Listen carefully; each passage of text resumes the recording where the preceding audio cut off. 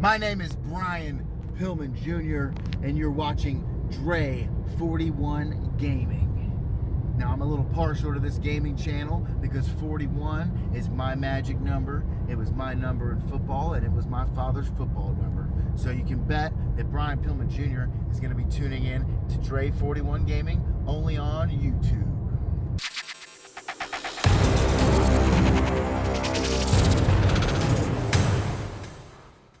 What's up, guys? It is your boy Dre 41, and welcome to the Let's Talk podcast with my co-host today, Ken Washington.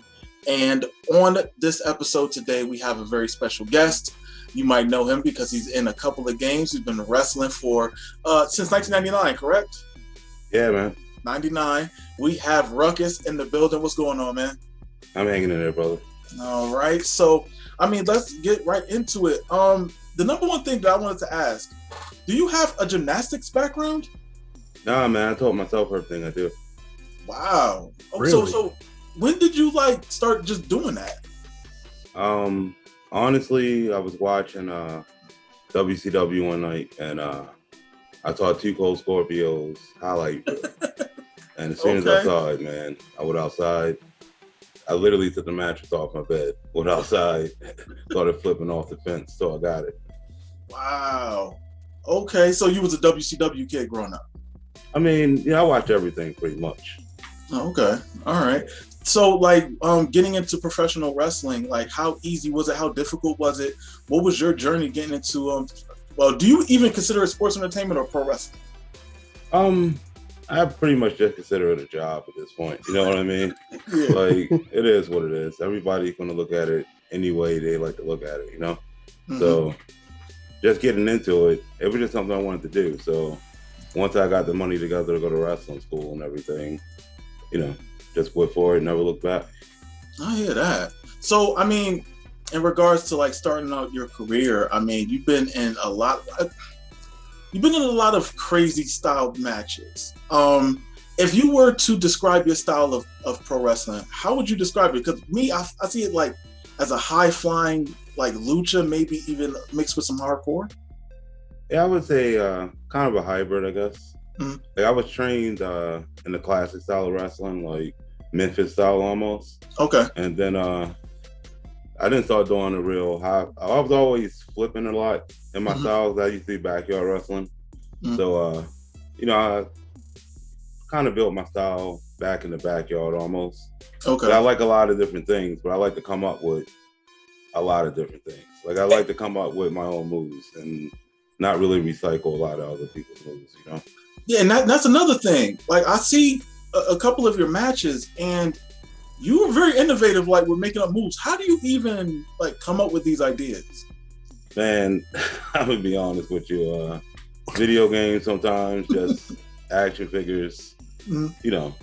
Smoking some weed. It's just the way it is. Clear your mind.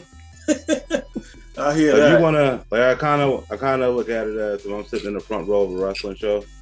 What's gonna make me pop? What's gonna make me go crazy for something?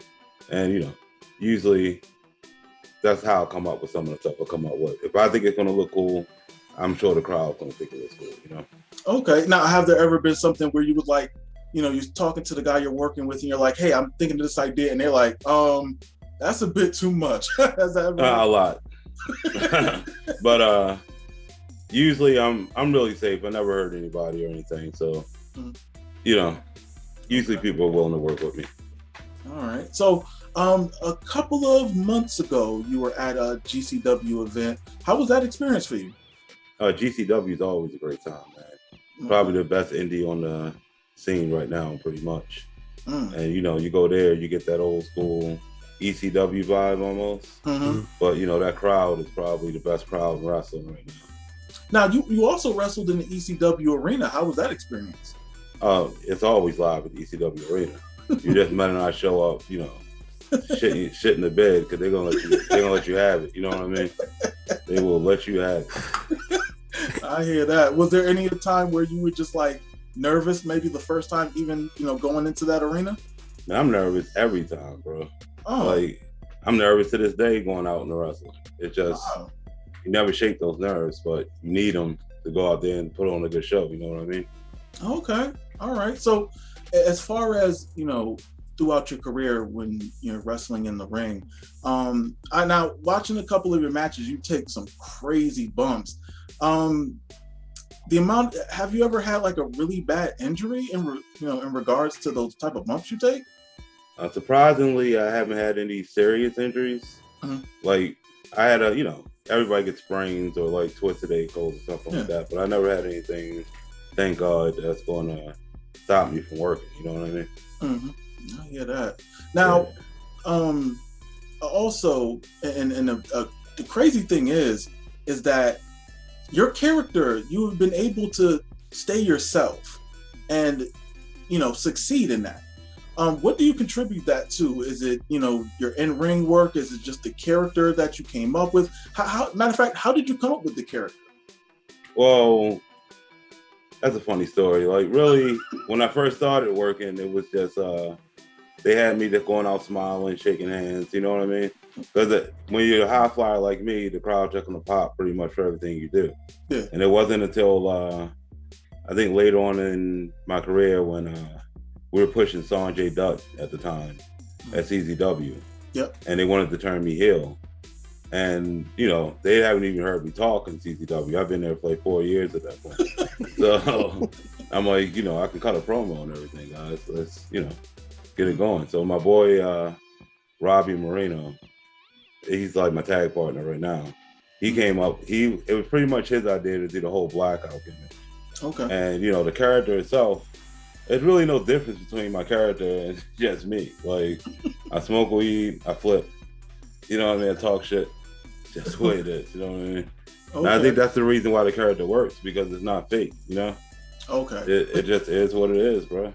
And I don't really like if I can't do it and have fun doing it the way I want to do it, then I kind of just don't want to do it. You know what I mean? Mm-hmm. Has there ever been any pushback in regards to your character from certain promoters? You don't have to say names, but have you ever received any pushback saying maybe you should change your character, maybe you should, take this route, anything like that? I mean, all the time. Somebody's going to tell you something all the time, but at the end of the day, if it's not fun, there's no point in doing it. You know what I mean? Yeah. I can't act like something that I'm not. So. Okay. All right. Yeah.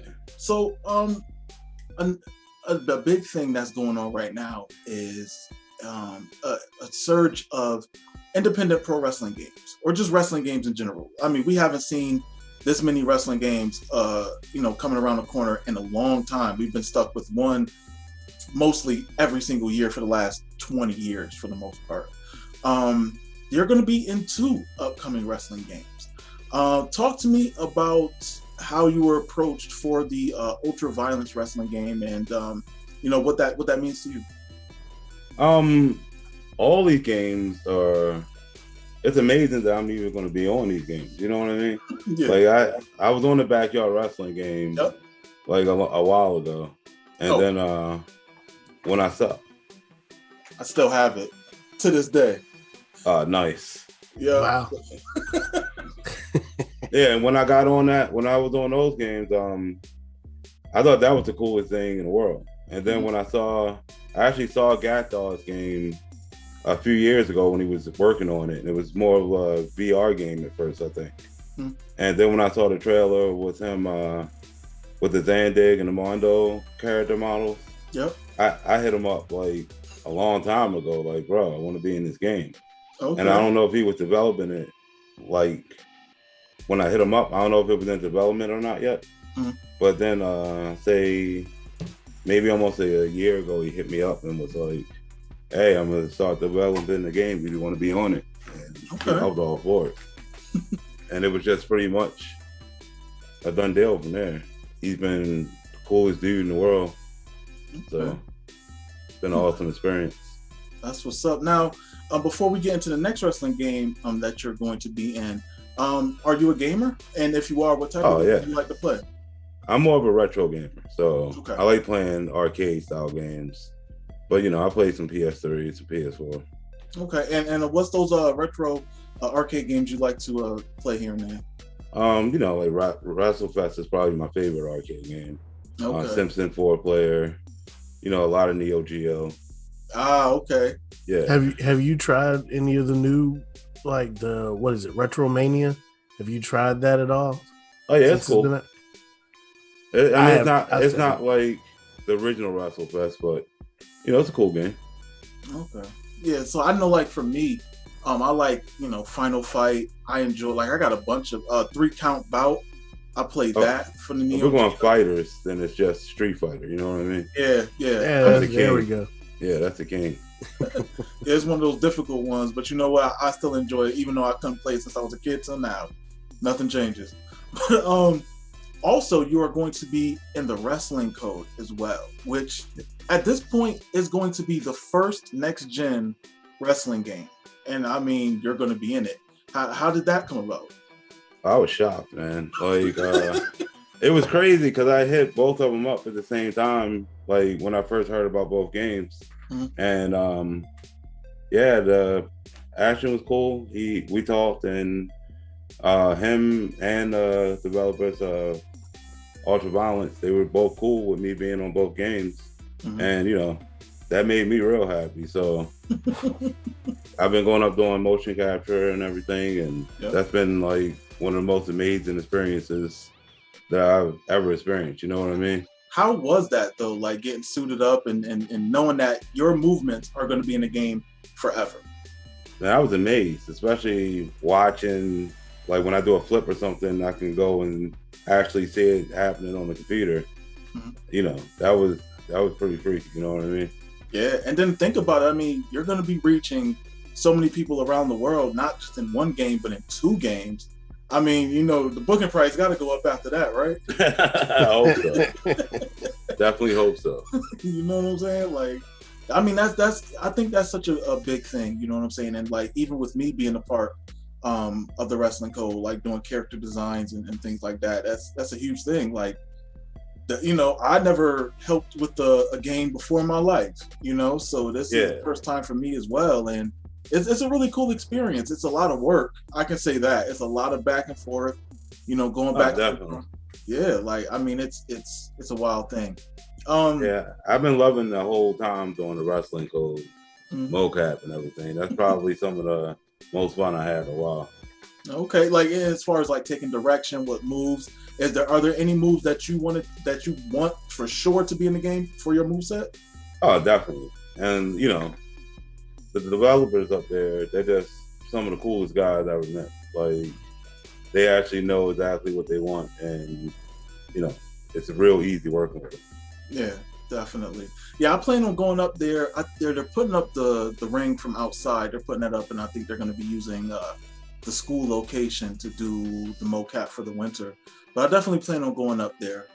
Like I said, majority of my stuff I could be home and do, and just send it off to them, and there you go, fix it up, tell me what I need to change and things like that. But for you, with both of these games, do you plan? I mean, of course you plan on playing both of them, but as far as like both of these games go, like tell me the experience for like you to have people, eventually they're going to come up to you and say, oh, you're in that new wrestling game, or new wrestling fans, because you're going to get that influx of kids who are 13, 14 years old, you know what I'm saying, who were, born in the early 2000s, who are going to know who you are based off of this game. Like, is that like a crazy like thing to like that's going to happen? Yeah, man. I'm just like, me personally, I'm a gamer, so I'm excited for the games to come out in general. I'm excited to play both of them. So absolutely. Just to see the fans be happy with both games and have a good time with them, I mean, that makes it all worthwhile. You know what I mean? Definitely. So, I mean, you being from Philadelphia, I visited Philadelphia a couple months ago, and I'm gonna have to say, and maybe people won't like this, the cheesesteaks, are they overrated? Here you go. I'm just asking. Here you go. I'm just asking. No, do you feel like that? No, I don't think they're overrated, man. Especially Pats. Okay, here's the problem. You gonna be stuck where you at in Connecticut. You better just leave it alone. Listen, hold on. I just got to put it out there. I went there. It's a tourist trap. All right, I get it. A lot of trap. No, it is. It's a tourist trap isn't a bad thing. It's just where a lot of people go. It's a lot of traffic. Yeah. So I went there. and they don't put any. Like, I'm in Connecticut, so when I get a cheesesteak here, it's, you know, you can get mushrooms on it, lettuce, tomato, mayo, whatever you want. In Philadelphia, they don't do that. It's just, you get the cheese whiz, you might get some mushrooms, and that's it. And it just blew my mind. Like, you saying Pat's is the best? Yes. Because you overdoing it with all that extra stuff. You don't need all that on stuff. there. Grab some of them peppers, you good. Oh my goodness gracious. It's just me. I guess it's just the Connecticut thing, I suppose. I don't know. But yeah, I did see a couple of your matches from CZW just to you know, refresh my memory on a couple of your matches. Now, there has been one that is a little bit crazy.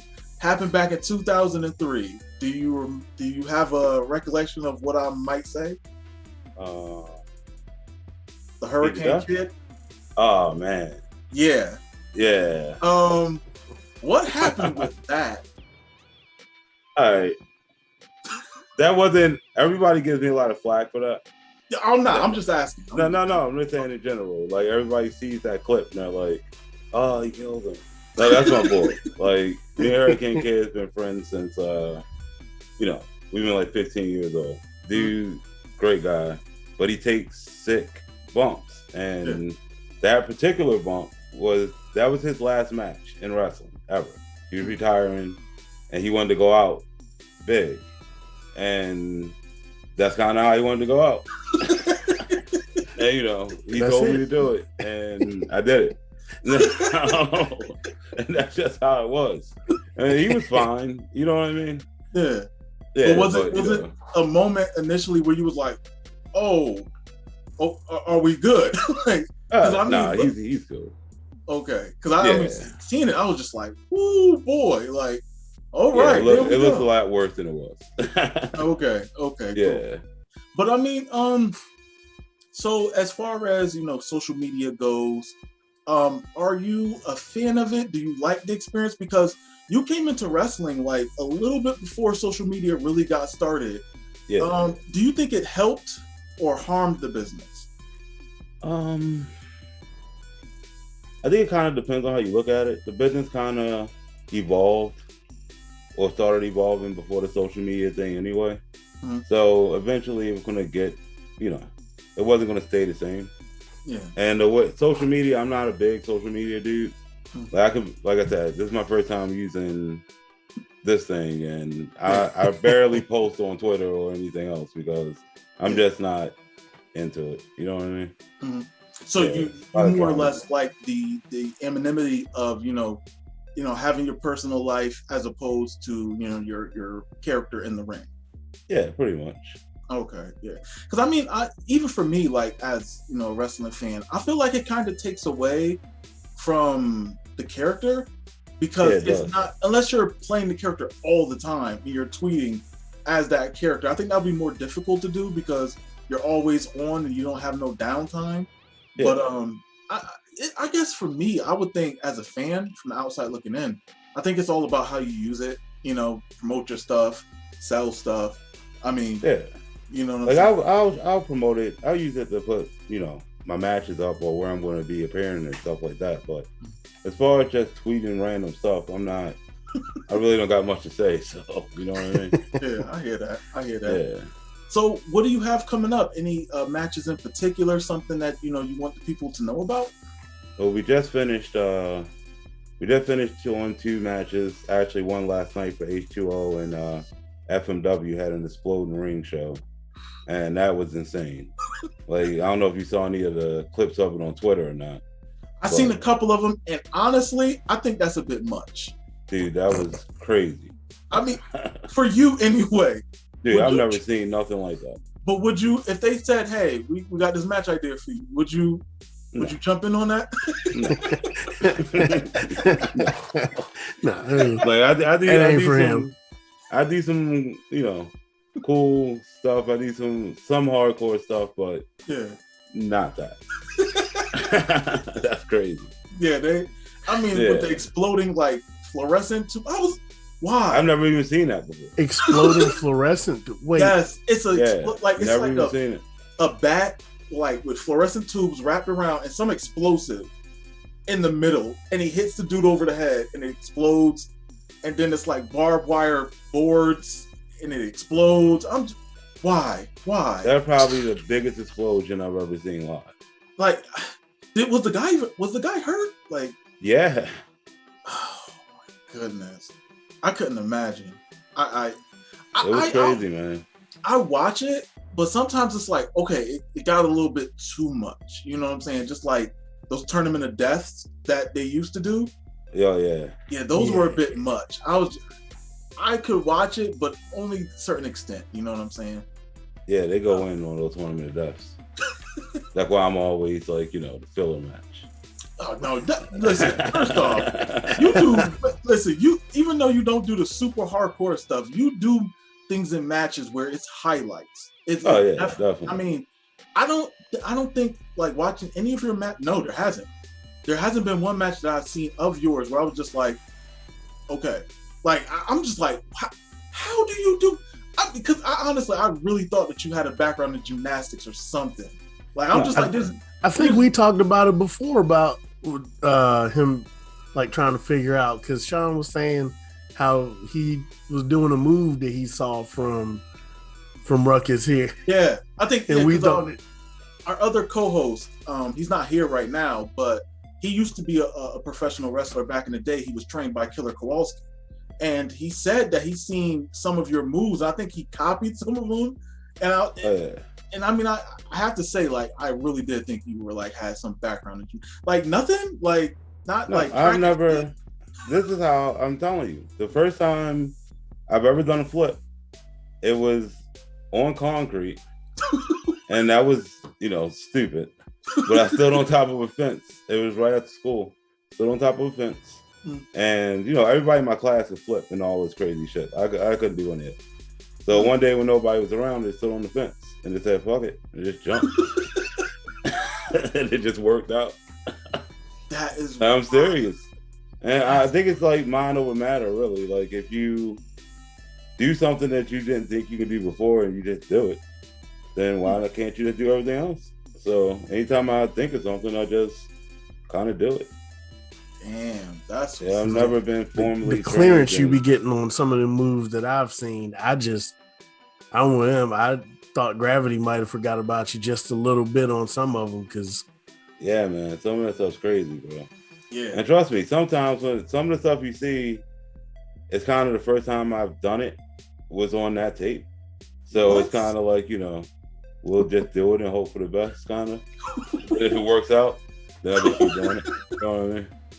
Oh man! See, not planning sometimes works because he's never had a major injury, and he just. I mean, you really can't plan for doing a back twist over a rope. Like it's either you're gonna do it or you ain't. You know what I mean? Damn. Yeah. Oh shoot! I mean, like I said, it's really impressive to see the matches that you have, and just the bumps you take too. Because it's just like it's not even just about your offensive maneuvers. It's how you protect yourself as well. And I mean, to go through your career since '99 and not have any huge injuries. I mean, that's a testament to your safety. So yeah, that's a lot. The worst I've ever been hurt, I can actually tell you, it was on a show called Epic. It's on YouTube, I'm sure. But I wrestled Trent Acid, and Trent Acid's crazy. He's the greatest.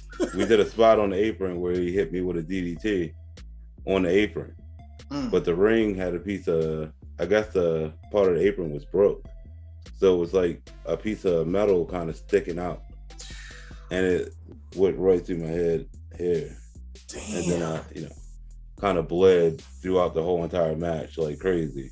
And then I had to go to the hospital and get it all taken care of. But where do you get the mindset to just keep wrestling? Like, I would have been like, oh, done. We're finished. I'm getting out of here. Once your adrenaline's pumping, it's just do it and get it over with. You know what I mean? Damn, that's wild, man. That's crazy. Yeah. And wrestling's a hard sport, man. You can't just, it hurts. Like you gotta be able to deal with it. Yeah, like I mean, even like taking your first bump. I mean, was that like an eye-opening experience? You were like, whoo. Yeah, well, me, I was used to, cause I did backyard wrestling, so you're a kid, you're out there bumping on the ground and everything else. So I wasn't really too worried. Bumping in the ring wasn't as bad as, you know, bumping on the ground. So, yes, but hitting those ropes for the first time and everything, yeah, you're gonna be sore for a couple weeks. Damn. Yeah. Because I mean, me getting into the ring, like helping with mocap, with the wrestling code, even getting through the ropes, you can hurt yourself. Oh, definitely. There were some times I was like, all right, now we're gonna have to relax because I'm gonna have to slide in this ring. But like some of the rings are super hard. Like I walked in rings where it was just like, all right, this feels like I'm standing on cement. The rings hurt. Like once you get slammed and everything, you feel all of that. So yeah. Have you had one of those experiences with a really stiff ring? Yeah, All Japan Pro Wrestling. Ooh, that bad? Yeah, it was. I can remember the bump. I was wrestling. It was me and Abdullah the Butcher, and we were in a tag match. And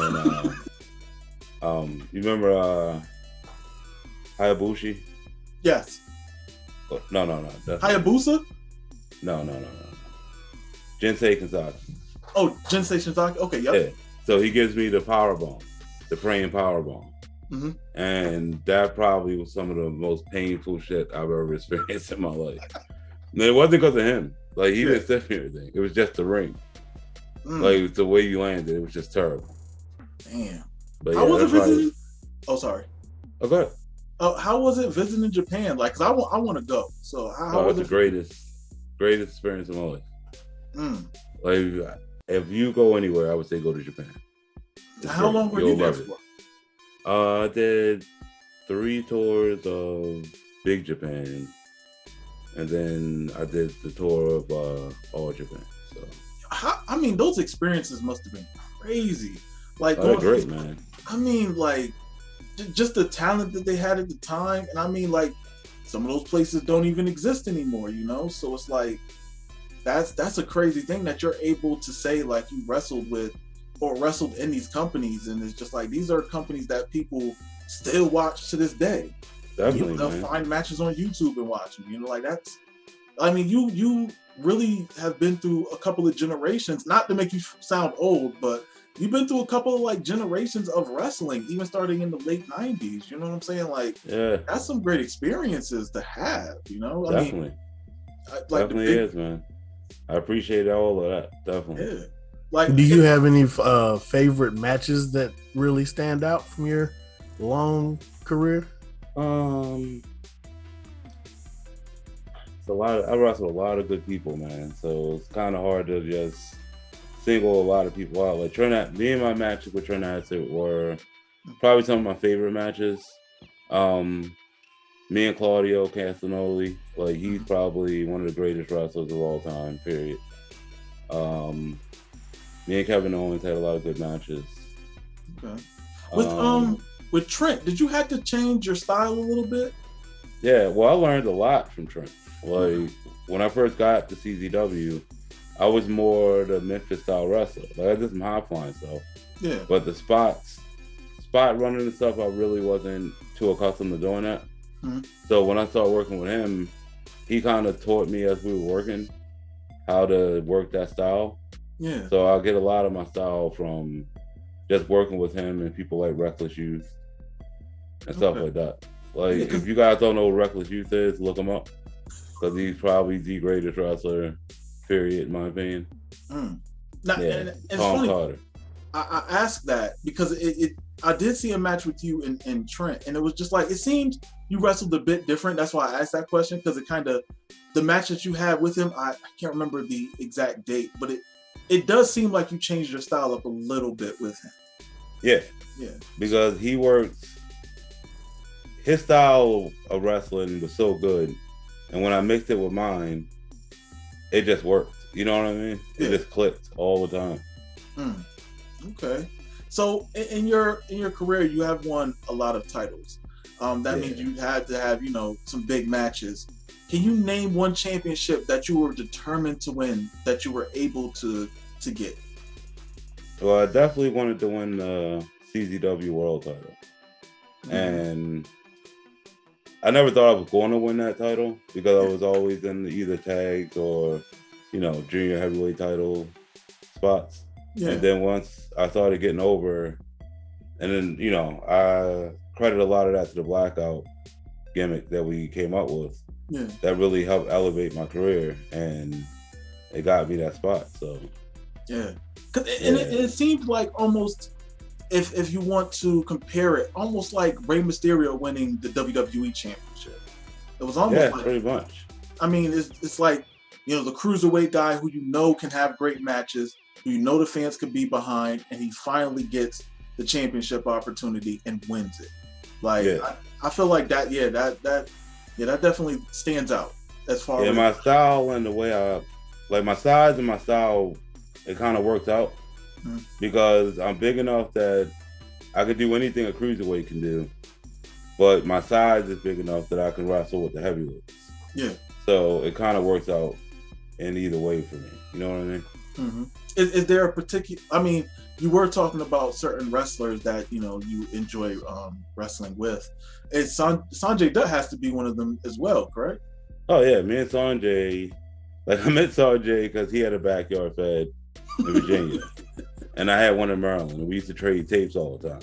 Oh, okay. And we would always try to one up each other on these tapes all the time. And then finally, we both got trained, and we just met up on the indies and just started killing it with each other because we knew each other from back in the day. So Sanjay is probably one of my favorite dudes to work of all time. Like he is really, really good at what he does. Oh man, that's what's up. But yeah, you know, I mean, for me, like I said, I enjoyed a lot of your matches. Like even just freshening up and watching them over again.